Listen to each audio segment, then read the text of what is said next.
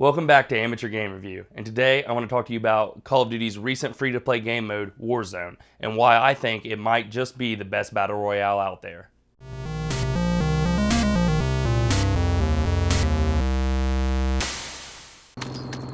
Alright guys, just stay down. I'll take care of this. I'm gonna watch that. Country roads take me to Oh my god. He ran them all over. Hey, Alright, before we dive into Warzone, let's talk about what a battle royale actually is. And if you don't know that, you probably haven't been playing games much lately, because it might just be the most popular game mode, game type of the last few years, with titles like Fortnite and PUBG and Apex Legends all becoming really, really popular. What a battle royale is a competitive shooter, either first or third, it doesn't matter, and it's like an arena that players get dropped into, and the last team or person standing wins. Think Hunger Games and you pretty much got the gist of it. It's actually a pretty simple concept, but when executed correctly, it's super fun and addicting. It is important to note that this isn't Call of Duty's first attempt at a battle royale game. When Call of Duty Black Ops 4 was released, they had a mode called Blackout, and it was a battle royale, and to be blunt, it was not very good at all. We're not going to dive into why that is, but I think it's important to know because I think they took lessons from that, from why it wasn't very good, and changed that just enough to make Warzone a really good game. So let's talk gameplay. Almost all battle royale games follow the same basic formula of dropping in from above, with your team not having any weapons or resources to start with, and having to find them in loot crates or some other method, and then having to fight, hide, and survive your way to the end, as the playing area continuously gets smaller, forcing players closer together. That's the basic of every battle royale, but each game has added its own unique element, like Fortnite with building and Apex with its legends or hero classes that can do different abilities and stuff. For the most part, Warzone follows this pattern with just a few minor changes and a couple of big ones that make a big difference.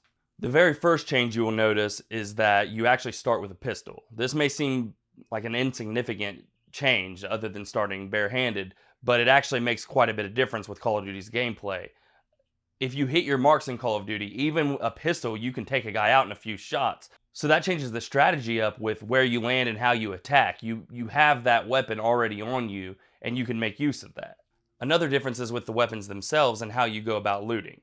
Now take Apex for example. You find a base gun, and then you loot for attachments for the gun. Finding different rarities and more powerful attachments makes the gun better. In Call of Duty, when you pick up a weapon, you cannot change its attachments. Whatever's on the weapon is on the weapon, and it's staying there. Now, you can find the same weapon, and that weapon may be a base gun with iron sights, or you may find one with a scope on it and a silencer. Just like in Apex, it's denoted by a different color gun. Usually the rarer the color, being on a scale of gray being common, green, blue, purple, orange being the rarest. Usually the rare weapon that you find, the more attachments and the better the gun. Now, that's all player preference, as you may like a blue gun better than an orange gun, but that's up to you. Another thing you will notice is that there is an in-game currency simply called cash. It's laying around, it's in every chest, and sometimes just laying on the ground. This is one of the biggest differences because you can use that cash to buy all sorts of different things, from UAVs and cluster strikes to literally being able to respawn teammates that have died an unlimited amount of times, providing you have enough cash, that is. Speaking of bringing back teammates, another huge difference is the first time you are killed, you are taken to what they call the Gulag, where you do a 1 versus 1 match with another player that has died, and whoever wins that 1 versus 1 immediately drops back parachuting in, and they can parachute on their teammates or away from them, depending on if they're in trouble or not. And you just start back with no money and the pistol that you originally started with. If you end up dying again later, you only get one shot at the Gulag. Now, if you die in the Gulag, your teammates can bring you back an unlimited amount of times, like I said, with the cash. And if you win the Gulag and then you die again, your teammates can still bring you back again. But it's not like they can just hit a button and buy you back. You actually have to go to specific spots on the map that are marked to buy anything using cash. And this makes it a very risk-reward system because other players also can see those buyback stations, and sometimes people camp them and wait for people to bring back teammates. And if you do bring back a teammate, it'll shoot up a flare, and that teammate will parachute from above, and other people can see them coming in. So it kind of marks where you're at. So it is very risky to use your cash, but you can use it on a lot of good things. But let's talk about what I think is one of the biggest difference from a pure gameplay perspective, and that is custom loadouts. You can either find random loadout drops or call one in using cash to pick a loadout that you set up with the guns you like and the attachments you like. This can be an absolutely huge advantage. Now, to set up loadouts, you would have to have leveled up enough to unlock a weapon, and then taken that weapon, used it enough to unlock attachments for it.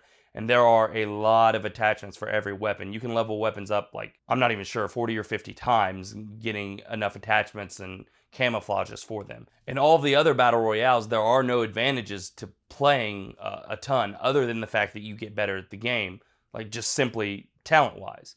In Call of Duty, you actually can get better by unlocking other things that you can use in the game. Now, this isn't saying one way or the other is better. I actually like both methods. Apex, for instance, is always very competitive because every player has the same shot. I mean, sure, there's RNG involved in getting good weapons and good drops, but you're not going to get shot by a gun that someone got just because they've played 1,000 times more than you have. And I used to think that this was basically the only way to handle it. The custom loadouts, however, are actually handled very well for multiple reasons. Firstly, it gives you something to work towards unlocking, and everyone loves a sense of accomplishment. Second, there have been plenty of times I've eliminated someone with a custom weapon, and now I have a really good weapons thanks to them. And finally, there are only two ways to get your custom loadout. The first is a random parachute drop, but it marks the drop for everyone in game, so it's risky to even go for. People may be camping it just like they do the buyback stations. And the second way is to actually use the cash that you have earned, but again, you have to go to a buyback station, and it is the most expensive item for you to grab. So you already have to be doing well anyway to grab your custom loadout. I feel due to this, it's actually very well balanced. Another brief thing that I will throw in there as a sort of advantage for Call of Duty is that the map itself. Now, the map is made up of littler areas that are all joined to make one big, huge map. The advantage to that is, if you're a longtime Call of Duty fan, most of those little areas, if not all, are actually maps from Call of Duty, the team deathmatch matches. Like, you'll find Vacant in there, and you'll find Quarry in there. But just to finish out gameplay, one thing that Call of Duty has always done very well at is the actual gunplay itself. It feels very crisp, it feels very clean, and it never feels like it's too hard to take someone down. Even if you're using a pistol, if you hit your shots, which isn't hard to do if you play enough, you can take someone down that has way better equipment than you have. That's mainly it for everything with the actual game. Everyone knows Call of Duty. It's a long-standing franchise. Either you love it or you're absolutely tired of it. But there is one major reason I think it is better than the rest of the Battle Royales, and that is the way that it handles crossplay. Now, I'm not even sure if any other major Battle Royales even allow for crossplay. I know that I play a lot of Apex and it doesn't, but just the fact that you can play with friends on other systems is absolutely amazing. At one point in this last week, I was playing with someone on Xbox, another person on PlayStation, and I was on my PC. Now, even up till recently, if you would have told me that I would have been able to do that, I would have thought you were crazy. But it is handled so well. They even allow you to add them based off of different methods. You can click if you want to add their Blizzard identification, or their Activision, or their Xbox account, or their PSN gamer tag. And to some of you, this may not be that big of a deal. Maybe all your friends are on one system, but for me, this is a huge deal. If I was basing it just off of strictly gameplay alone, I think that actually Apex is just a little bit better than Call of Duty. Don't get me wrong, I still think Call of Duty is great. But just that one detail alone made playing this game so much fun, and one of the best experiences I've had playing any video game lately, let alone a Battle Royale game. But those are my thoughts. Maybe you agree, maybe you disagree. Either way, you should like, favorite, and subscribe. Hit the notification bell. Let me know down below what you think. Whether that you've been enjoying WarZone, whether you think that it's not very good at all. I'll also leave a link down below to our Twitter, our Twitch, and our Instagram, where you can find us anytime you want. You can also come hang out with us and talk to us, leave us messages, whatever you want to do. For those of you who've been watching that have seen some of our other videos, you're probably saying, hey, something's a little weird. It's only Zach. Don't worry, Mason didn't go anywhere. It's just with the quarantine and all, it's not safe for, people to be coming over to each other's houses and recording video games with mics, let alone just hanging out in general. We're actually looking towards ways to be able to record from our own separate houses together and do the same unscripted, just game room talks that we always bring you. But either way, we'll still be bringing you content every week like we try to do.